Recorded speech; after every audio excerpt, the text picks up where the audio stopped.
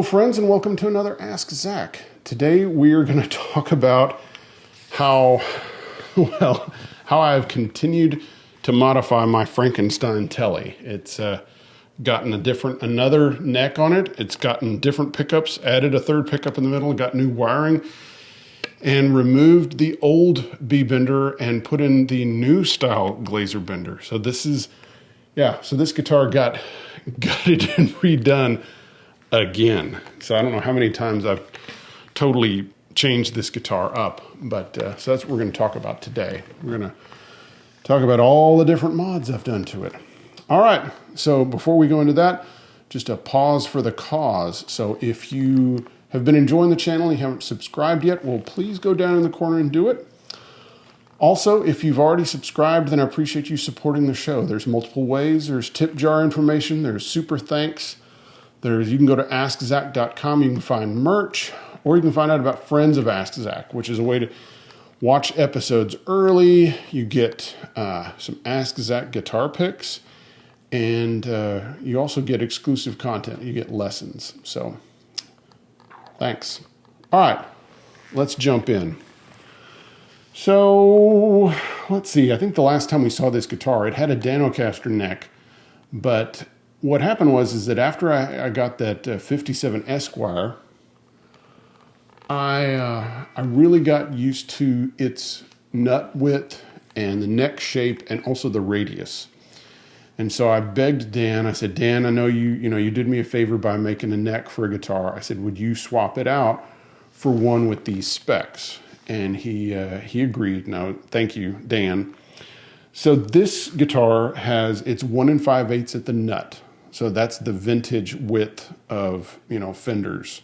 So, of course, there were other widths available at an upcharge. Like you had what was called the B width, which was on just about everything. So if you want to narrow or the A width, you paid extra, or you paid extra for the thicker ones like C and D. So not many of any of those other ones around. Most Fender, Strats and Teles have the B width.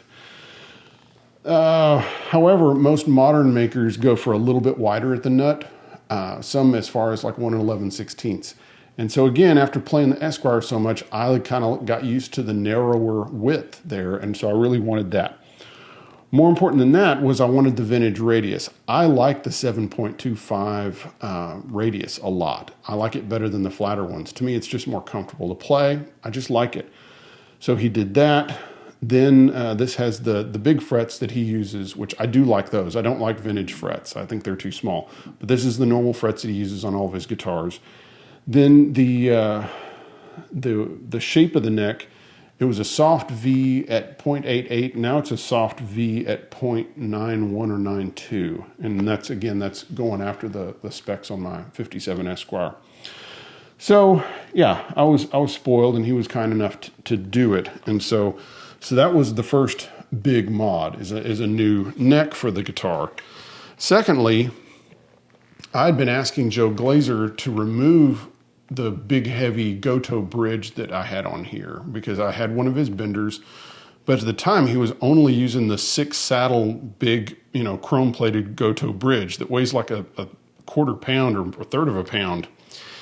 And I didn't really like it, because I like the old style ashtray bridge like this one has now. And he wouldn't modify it. Well, then he came out with this new style of bender that he's doing now. And I said, can you yank out the old style bender and put the new style in, and then in the process go to this? Well, he did. Paid for it. But I finally got that heavy bridge off, which I'd been wanting to get rid of for a while, and got an ashtray bridge.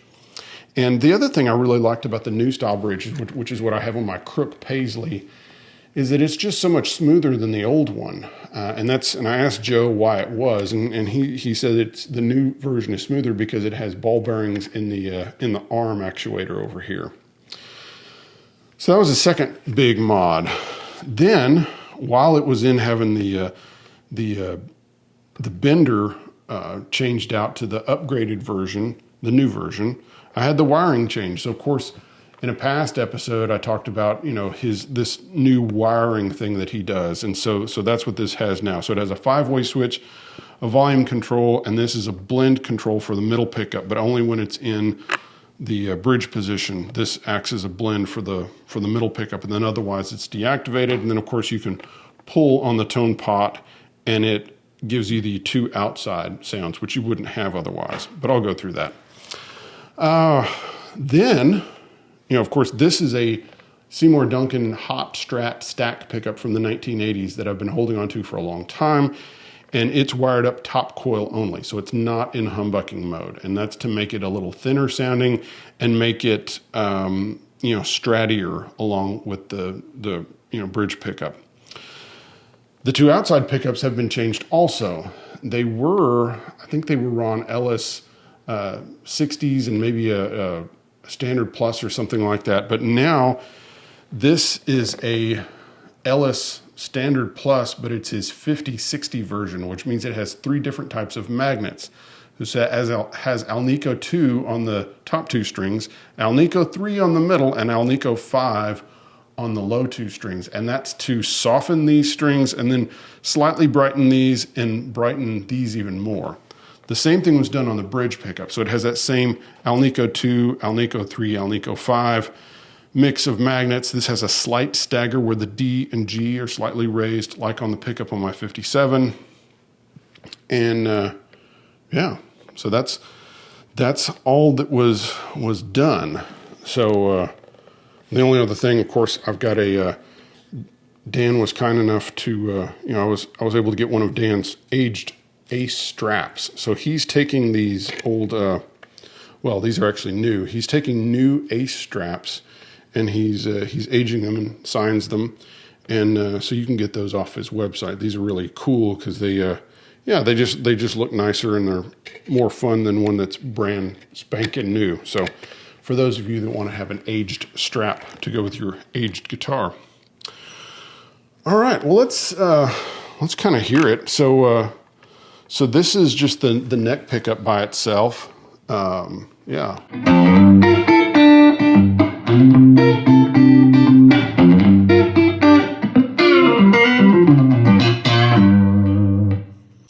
Then here is the neck and middle pickup. So, and again, that's the top coil only on this.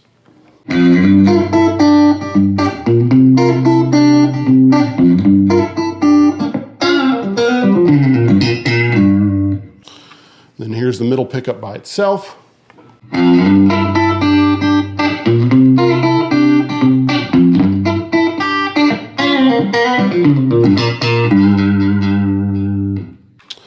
Here's the back 2 in kind of the stratty, what people call out of phase. It's not really, it's just got some phasing going on, I guess, where the pickups, there's a little phase cancellation, not phasing going on.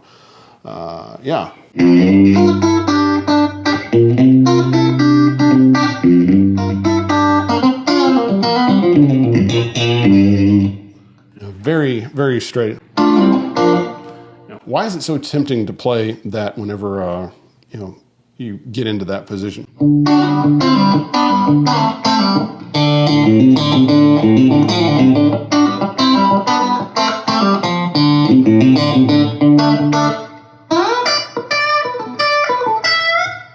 Yeah, I also think of that. All right, so then you have the back pickup.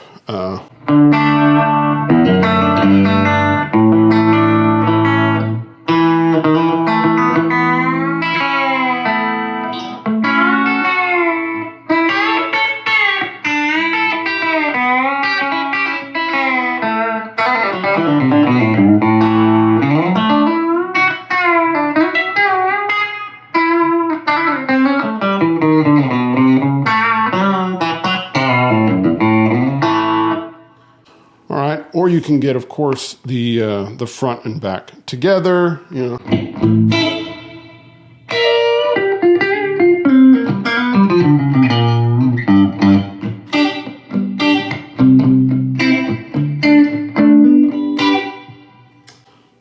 Or this is where it kind of gets more unique, is the blend. So what I'm going to do is I'm just going to play the high strings. I'm going to let you hear as I blend it in.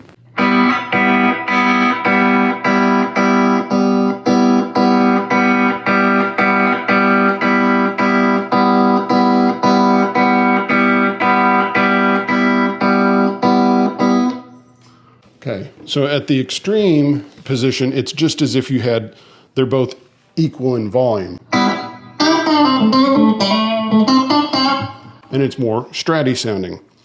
But if you kind of do it in the middle, what it does,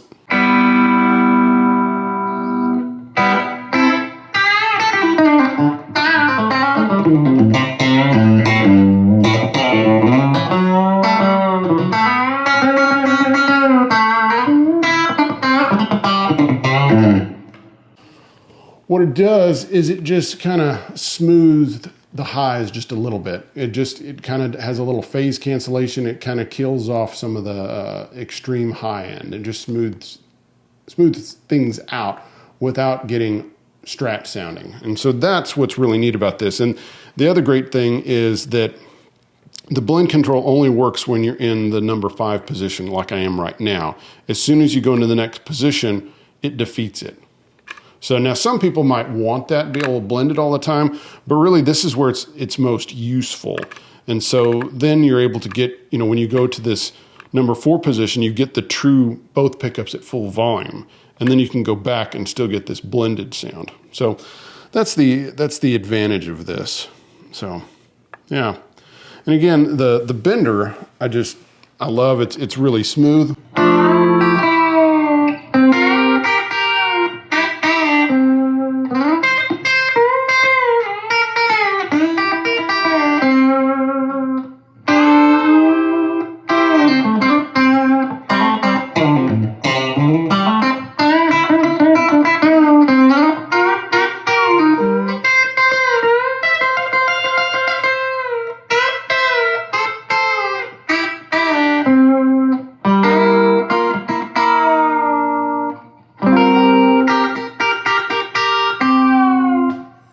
Just a lot of fun.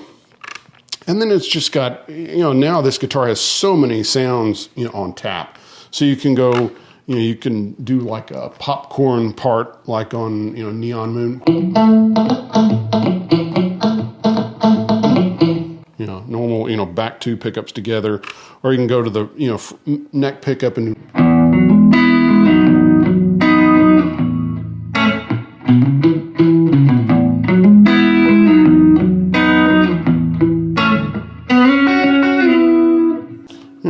or you can get, all those great, Tele sounds. You can not use the blend and you can go all James Burton.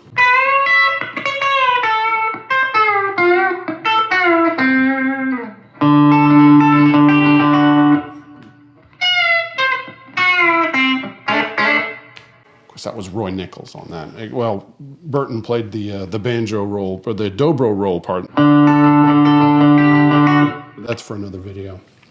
All right, guys. Well, I hope you've enjoyed, the look at my updated, upgraded Tele. And this is all because I really wanted to have a Glaser Tele when I was, in the 1980s, looking at Ricky Skaggs and Steve Wariner records and seeing Brent Mason on television. So that's what I did. That's why I got this body in the first place, this Phil Kubicki body, because it was single bound, like the Glaser Teles were that I was seeing on television. And so I kind of, as much as those guys had the big Goto bridge, I wanted to go ashtray. And then to have the 3 pickup with the blend and the 5-way switch and the B-bender and a really good feeling V-neck.